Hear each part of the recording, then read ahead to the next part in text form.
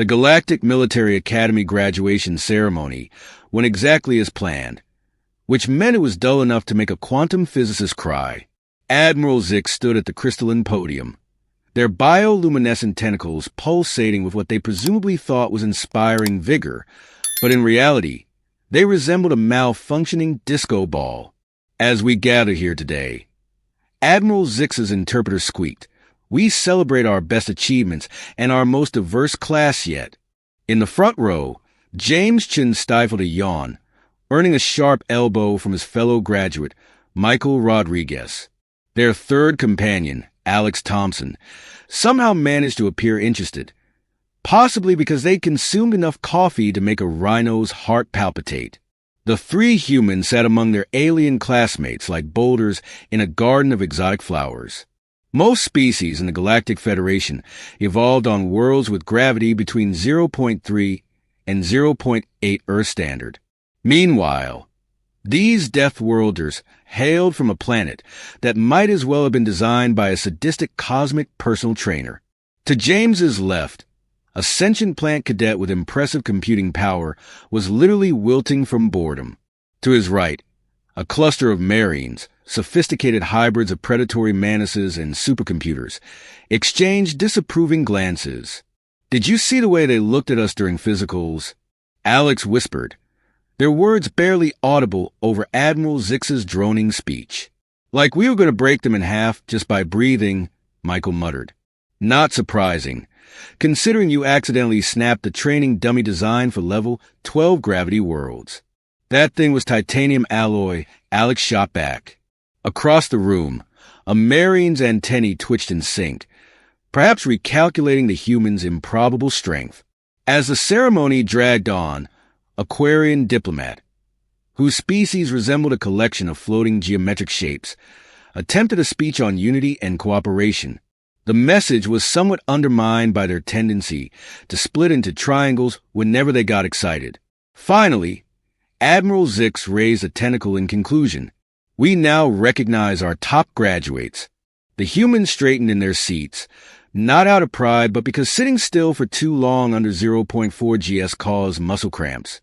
They had graduated at the top of their class, not due to academic brilliance, but because surviving on a death world naturally breeds resourcefulness. Their accomplishments included repairing damaged bus components in zero gravity and unintentionally terrifying their xenobiology professor with a debate about predator-prey dynamics. "Congratulations, graduates," Admiral Zix declared. "Thank you, Admiral." The trio responded in unison, carefully modulating their voices to avoid startling anyone. As they returned to their seats, Alex whispered, 10 credits says we get assigned to something ridiculous within the week." James and Michael exchanged knowing looks. Nobody was foolish enough to take that bet. Little did they know, ridiculous was about to become the understatement of the galactic century. Meanwhile, the war between the Zillion Empire and the Meridian Alliance had been raging for so long that most species had evolved new appendages waiting for it to end. 10 standard years of conflict over a handful of resource systems had produced nothing but expensive light shows and enough paperwork to deforest a planet. The Zillions, a species resembling peacocks crossed with quantum computers, started the mess by claiming historical rights to the Epsilon cluster, based on ancient space poetry allegedly written by a particularly creative maintenance bot. The Meridians, a coalition with the patience of a caffeine-addicted hummingbird, responded with all the diplomatic grace of a sledgehammer to the face. Both sides threw everything they had at each other. The Zillions deployed their feared prismatic fleet, whose light-bending ships gave physics professors nightmares. The Meridians countered with their quantum strike force, whose probability manipulation tactics gave calculators existential crises. The result? A decade-long stalemate that made watching paint dry look like an extreme sport.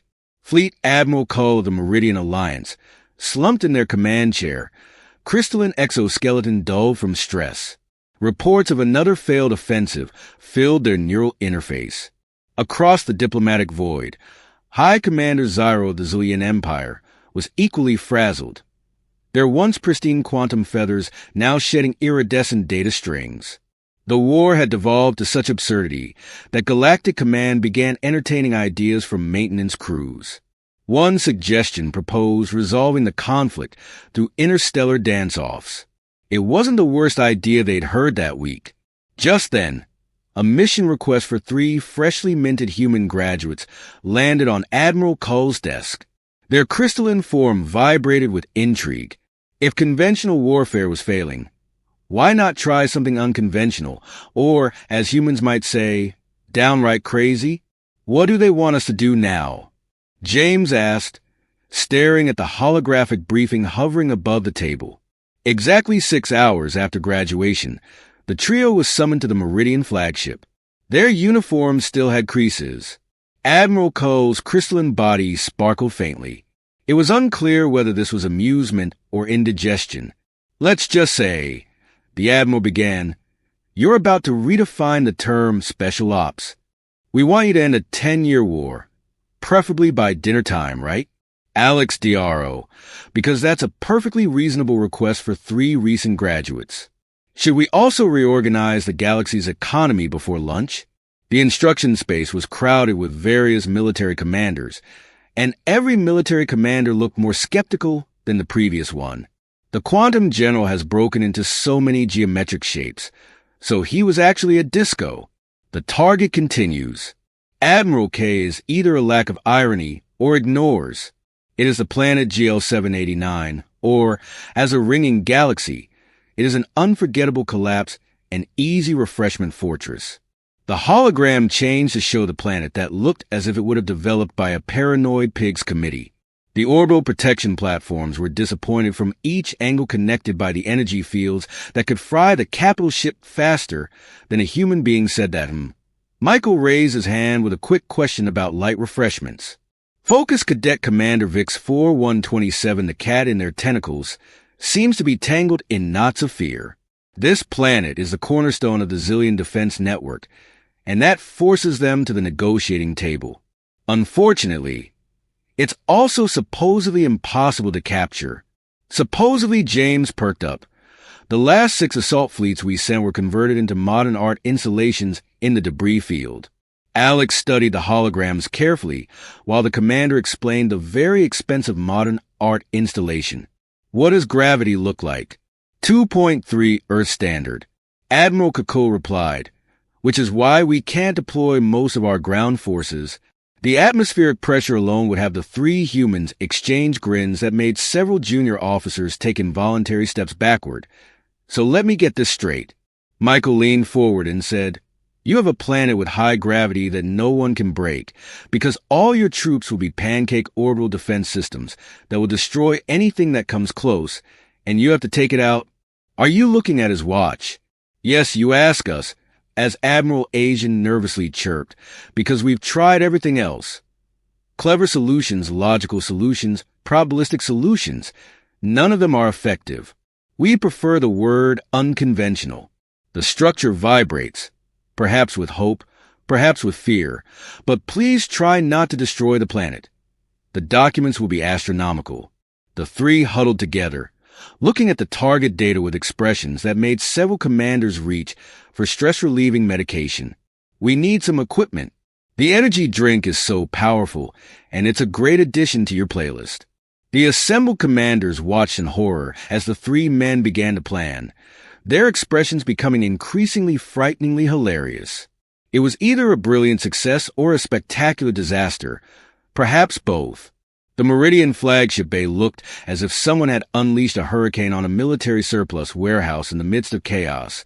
3 people, cross-legged, sat on the floor, surrounded by holographic displays, scattered pieces of equipment, and enough empty energy drink containers to form a small fortress. Looking at this, James pointed to the schematic, his hand practically vibrating from the 8th energy potion. Their orbital defense grid has a refresh rate of 0.3 seconds between firing. Sequences that were supposedly usable, commented an observer in the quarter who had been assigned to document their methods and possibly prevent them from accidentally blowing up the ship. It is just another word for I haven't met people, but Alex was currently answering with his head up. Wall, claiming it helped them think better. Besides, we won't use it. We'll ignore it completely. The observers exchanged worried glances. A mixed analyst desperately calculated the probability of success, but kept getting errors because the person's proposed actions did not fit any known tactical paradigm. Michael was busy changing their eco-suits and took off most of the safety regulators. These things are rated for 3G, but if we bypass the limiter and redirect power to non-essential systems, then by definition it is non-essential. Commander Vix 427 asked nervously, "Oh, life-supporting temperature control and so on. They are extremely important if we are fast enough. Plus, we have backup systems." "You mean these?" The commander held up a primitive-looking oxygen tank. "These are for the party later. We have 2 lungs. / The team's observation has violated any security contract in the human system, and then wrote some new ones, just to offend them." "What is that?" A horrible technician pointed at Alex's device to their suits. "This is a music player. It doesn't work without music." And then the technician points out another mysterious classified attachment. Michael said with a straight face, "Mainly because we were not sure about its role. People also hired a standard route bus." James was under it, humming happily as he removed what several engineers insisted were absolutely crucial safety components. "The thrusters aren't supposed to work that way," a Flaxian engineer protested, "and their leaves wither in distress. Now they are disguised." The muffled response accompanied by the sound of something important being forcibly reconfigured. Alex has manned the tactical display and is plotting what they call a descent path, but the ship's navigation computer is flagging it as some kind of doomsday scenario. #47, the Marxist observer pointed out that your calculated atmospheric entry angle is mathematically impossible unless you calculate it correctly. Alex cheerfully replied, "Our plan would arrive very quickly, as over time the surveillance team became increasingly concerned that people had come up with what they called a plan, even though it looked like standard military tactics, like a supernova. Same with night. Light. Let me be ready." Tentacles twitching with excitement. "Your plan is to land quickly," said the commander of Vix 427, and James began to strike harder. Alex added and improvised from there. They finished in unison. The commander tentacles tied themselves into a new kind of not that / S not a plan. That / S barely even a suicide mission. "That's right," James smiled. "They would never have thought of it because no one would be stupid enough to try it, which makes it brilliant." Michael nodded wisely or whispered. The Quarian observer same thing Alex chirped, attaching what appeared to be a primitive projectile weapon to their suit. When questioned about it, they simply said, "Sometimes you need to solve problems the old-fashioned way," as the humans made their final preparations, testing equipment that shouldn't work, checking modifications that shouldn't exist, and humming tunes that made several aliens' universal translators give up in despair. The observation team came to a disturbing conclusion: these Deathworlders weren't just crazy, they were systematically, methodically, purposefully crazy. And somehow, that was even more terrifying. "All set," James announced, finally surveying their work with satisfaction. "Now, we just need one more thing." "What's that?" Commander Vix 427 asked, dreading the answer. "Snacks can't save the galaxy on an empty stomach." The briefing room had never been so packed, officers of various species crowded around the hollow table, where 3 humans stood with the confident grins of people who had either discovered the secrets of the universe or had too much caffeine, probably both. "Ladies, gentlemen, and quantum uncertainties." James began nodding to a quantarium who was fluctuating between states of anxiety. "Our plan is simple. That's what worries us." Admiral Cull muttered. Michael activated the holographic display, showing their modified shuttle. "We going to crash." Dead silence filled the room, broken only by the sound of Commander Vix 427's tentacles stress braiding themselves. "You're going to what?" The Admiral finally managed.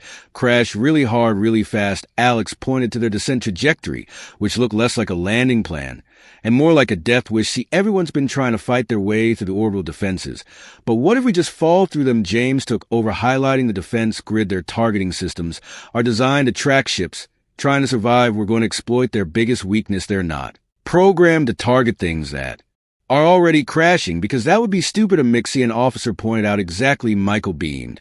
And we're going to be really, really stupid at about Mark 7. The technical team looked ready to faint as Alex explained their modifications. We've stripped down the shuttle to basically be a metal brick with minimal steering. The planet's 2.3G gravity will do most of the work. We'll hit the atmosphere at an angle that would normally be fatal. Normally, someone squeaked.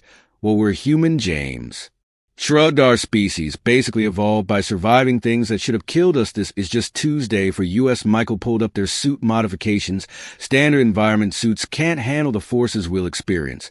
So we've modified ours to be less safe and more awesome. Removed all those pesky safety limiters. Wonk.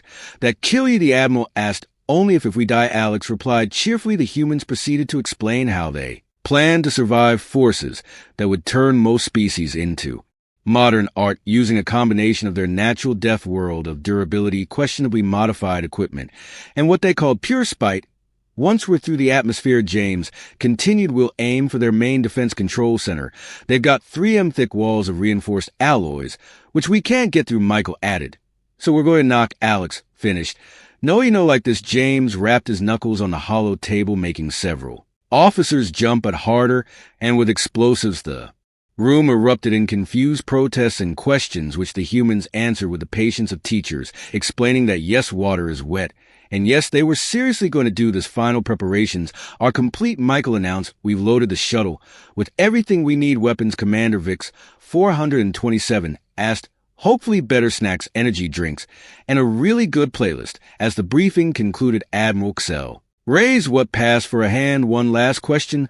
What are your odds of survival? The three humans exchanged looks and shrugged simultaneously, about the same as any other day on Earth. James said, now, if you'll excuse us, we have a war to end. They strode out, leaving behind a room full of stunned officers, and one Quarian who had split into so many worried geometric shapes that they now resembled a kaleidoscope. The galaxy was about to learn why humans were classified as deathworlders, and it was going to learn fast. This is crazy. Human squad ready for deployment, James announced over the comm, strapped into their modified shuttle that now had all the safety features of a paper airplane.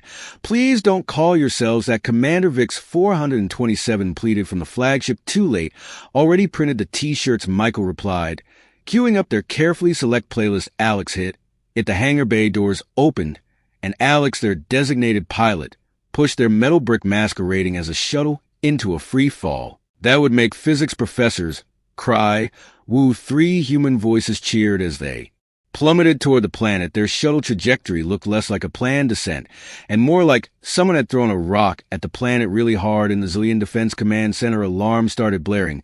So we have an incoming vessel. A junior officer reported trajectory. It appears to be falling. Sir, what do you mean falling? Like literally falling? No attempted evasion, no defensive maneuvers, just falling really fast while playing something called Highway to Hell. The Zillion commander stared at the readouts. That's impossible. Nobody would be that stupid. Meanwhile, in the falling shuttle, hey guys, Alex called out over the sound of metal screaming against atmospheric entry. Remember that part of the plan where we were supposed to hit MA7? Yeah, we just hit Mark 8. Whoops. The shuttle blazed through the sky like a meteor, having an existential crisis. The orbital defense grid designed to target ships trying to survive completely failed to recognize the humans' descent as an attack. After all, who would classify falling with style as a military strategy? So the Zillion officer was practically hopping with anxiety. They're going to hit the ground in approximately 47 seconds. Good. That will solve our problem for us. They're aiming for the reinforced landing pad. Even better, that's the strongest point of our boom. The impact shook the entire facility, where there had been a reinforced landing pad rated for capital ships. There was now a crater containing one slightly crushed shuttle and 3 laughing humans like a glove. Alex declared, kicking open the shuttle door. Status report, James asked, checking his modified suit. Everything hurts, and I'm having the time of my life, Michael responded, grabbing their equipment.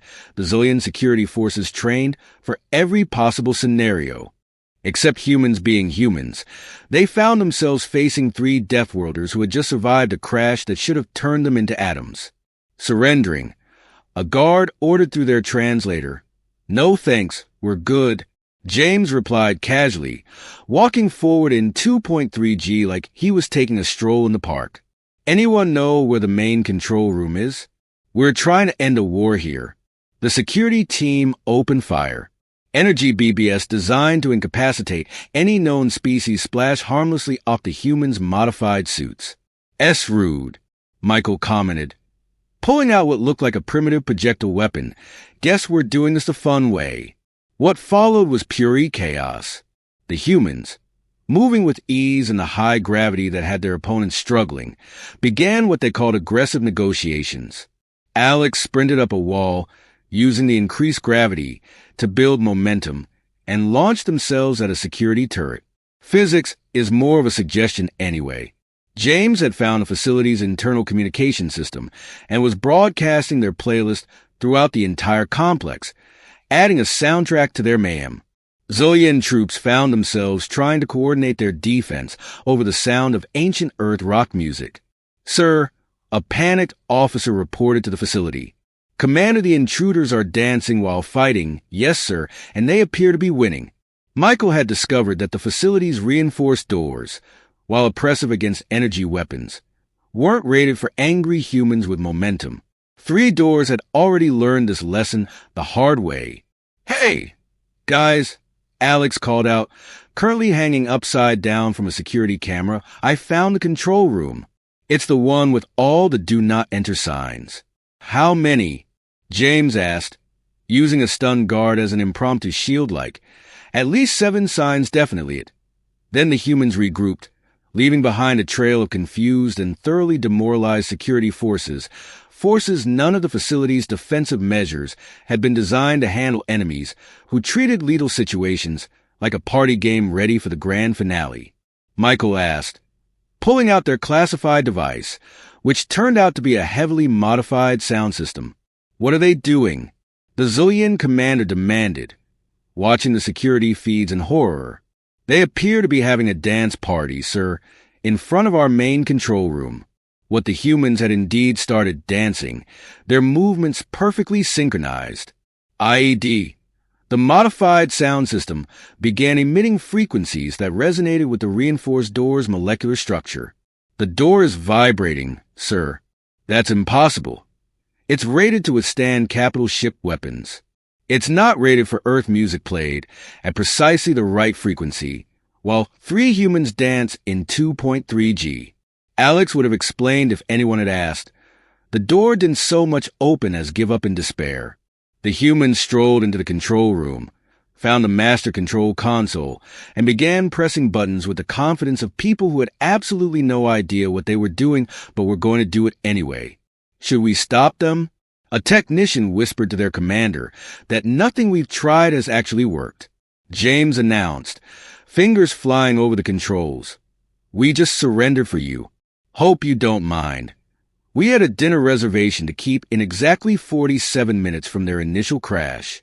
Landing, 3 human cadets had 1 survived an unsurvivable crash, 2 breached an impenetrable fortress, 3 defeated an entire security force, while dancing 4 ended a decade-long war by pressing buttons randomly until something worked, and they still had time for snacks. Just as the humans were about to broadcast the surrender signal, every screen in the control room flashed red. A guy's Alex said, staring at the warning messages. Remember how we crashed through their landing pad, yet turns out it was holding something big. The facility shuddered as ancient machinery activated deep below the Zillion commander started laughing. You've awakened our secret weapon, the quantum entropy engine. It will destroy everything within 50 light years, neat, Michael replied, completely unfazed. Hey, James, doesn't this remind you of that broken reactor we fixed back in engineering class? The one that nearly vaporized half the academy? That's the one. The commander's laughter faltered. What do you mean, and fixed? Alex was already knee-deep in the control system's wiring. These quantum processors are just like the ones in my old gaming rig, the one that kept overheating until you water-cooled it with energy drinks. James remembered pulling out their last remaining cans of the banned beverage. The humans sprang into action with the practiced ease of people who had spent their entire lives dealing with things that really shouldn't need dealing with. The entropy cascade is reaching critical levels. A technician shouted. Good, Michael called back, now hanging upside down in an access shaft. That means we can reverse it. That's not how entropy works. Not with that attitude. James had cracked open the energy drinks and was carefully pouring them into what appeared to be a highly sophisticated quantum containment field generator. The caffeine content should catalyze a reaction that makes no scientific sense. The commander protested neither does most of the Earth. Alex shrugged, rewiring the entire system with the confidence of someone who had learned computer repair through trial and catastrophic error. At the facility's AI began counting down to destruction. The humans, however, were too busy implementing their solution, which involved parts of their modified suit's 3 energy drinks, and what Michael swore was a trick he learned in shop class. Should this work? James asked, connecting the last wire. Probably not, Alex replied cheerfully, but neither should anything else we've done today. They activated their makeshift solution. Just as the countdown reached 0, there was a moment of absolute silence, followed by a sound. Like a quantum physics textbook being run through a blender, the entropy engine, faced with human improvisation, did the only sensible thing. It turned itself off and decided to retire early. Ha! Michael pumped his fist in the air. One law of physics. 0. The Zillion commander stared at the readouts in disbelief. You stopped a quantum cascade with energy drinks and duct tape. James added proudly, never leave Earth without it. Now, Alex said, turning back to the surrender broadcast. Where were we? Oh, right. Ending a war. The universe once again was forced to accept that humans didn't just break the rules. They made the rules, questioned their life choices. The immediate aftermath of Operation Crash and Dance, as the humans had officially named it in their report, sent ripples through both the Zillion Empire and the Meridian Alliance. The statistics alone caused 3 different analysis computers to request therapy time to end a decade-long war. 58 minutes of property damage, substantial physics, laws violated, at least 7 energy drinks consumed, all of them dancing violations with a countless success rate. 100%. Admiral Kazul stared at the report, their crystalline structure vibrating with what might have been either joy or profound existential dread. Let me get this straight. They addressed the 3 humans standing casually in the debriefing room. You crashed into the planet and tactically descended. James corrected, breached their defenses through interpretive dance. Michael stopped a quantum apocalypse with caffeine and duct tape. Alex nodded and achieved total surrender. Well, they were pretty insistent about surrendering after we fixed their doomsday device. James explained something about not wanting to see what else we might fix. The statistical analysis team had given up trying to calculate the probability of their success, as their computers kept returning errors. Reading, please stop. This hurts. Commander Vic's 427's tentacles were still tied in knots from watching the mission feeds. The Zillion Empire surrendered all claims to the disputed systems, requested immediate peace talks, and they checked their notes in disbelief and asked for human safety. Consultants. Yeah, it turns out having a quantum entropy engine under your landing pad isn't up to Earth's workplace safety standards. Michael shrugged, who knew the mission recording had already become the most watched piece of media in the Alliance. The part where Alex did a backflip in 2.3G while rewiring a security system had gone viral across 3 sectors. High Command is struggling to classify this mission. Admiral Cole admitted we have no protocol for ending wars through interpretive dance and energy drink engineering. You're welcome, all 3 humans said simultaneously. The final casualty, report read, 20 fatalities. 0 serious injuries, 147 confused guards, 1 traumatized AI, 3 overworked physics textbooks, 1 quantum entropy engine, retired, several thousand credits in energy drinks. The village is preparing your commendations. Commander Vic's 427 announced, though we're not quite sure what to call them. How about the most creative use of falling? James suggested our excellence in caffeinated engineering. Michael offered I'd settle for the best dance moves under fire. Alex added the commander tentacles, formed a new kind of stress knot. Perhaps we'll just call it an outstanding achievement in making everyone question everything they know about military strategy. The humans beamed with pride. It was, they agreed, a perfect description of just another day at work for Deathworlders. 2 weeks later, The Galactic Military Academy had to revise its entire curriculum. The reason? 3 humans had just redefined what was possible by ignoring the definition entirely at the award ceremony. Admiral Zix's tentacles were still twitching from reading the mission report.